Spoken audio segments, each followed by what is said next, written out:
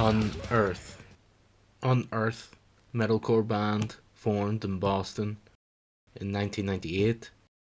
I personally have not listened to too much stuff of Unearth, although when a band incorporates a figure as the one I'm about to talk about, I kinda had to make this episode.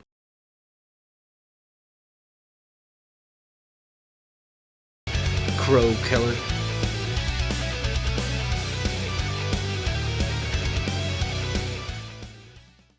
So in this episode, I'm going to discuss an old western mountain man by the name of John Liver Eating Johnson. Born in the Hickory Tavern area near Pattenburg, New Jersey, in July of 1824. Known to have been born with the surname Garrison before changing his name. The reason he changed his name was during the Mexican-American War, when he served on a fighting ship. He ended up striking an officer, so he deserted and changed his name to John Johnson and travelled west into Montana to try his hands at gold digging. Here, he also became a woodhawk, supplying core wood to steamboats. Probably the most notable legend about John was when his wife, in 1847, he was a member of the Flathead American Indian tribe, was killed by a young crow.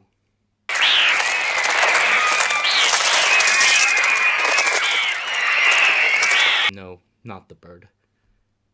The Crow people, known as Absaraka, living mainly in southern Montana. This prompted Johnson to embark on a ruthless vendetta against the tribe.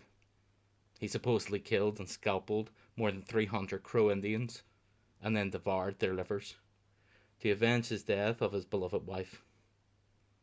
With this, his reputation and his collecting of scalps grew, igniting Johnson as an object of fear.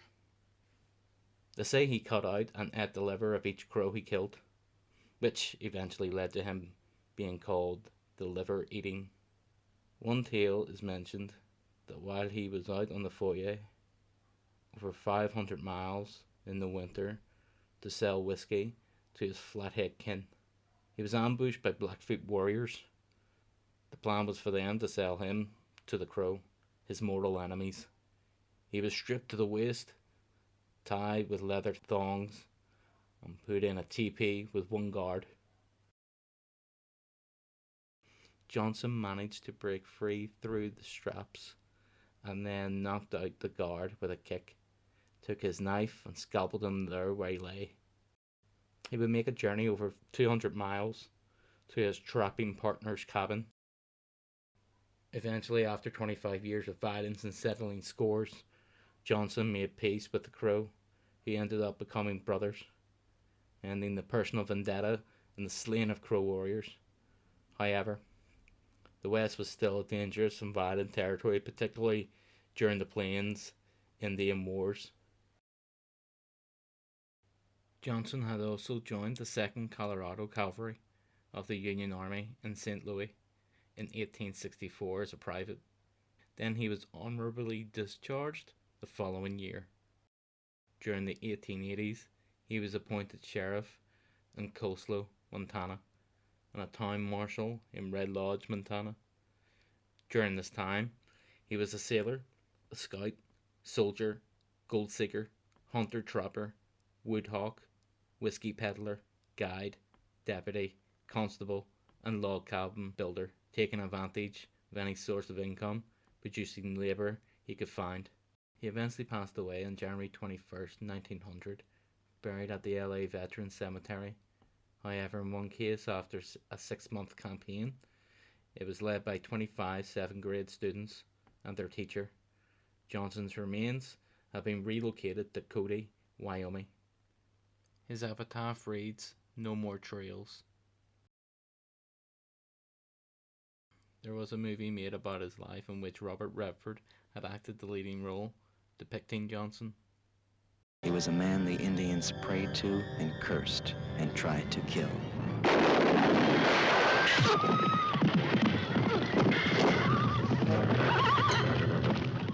This is the famous scene from the movie, which is now made a cultural meme.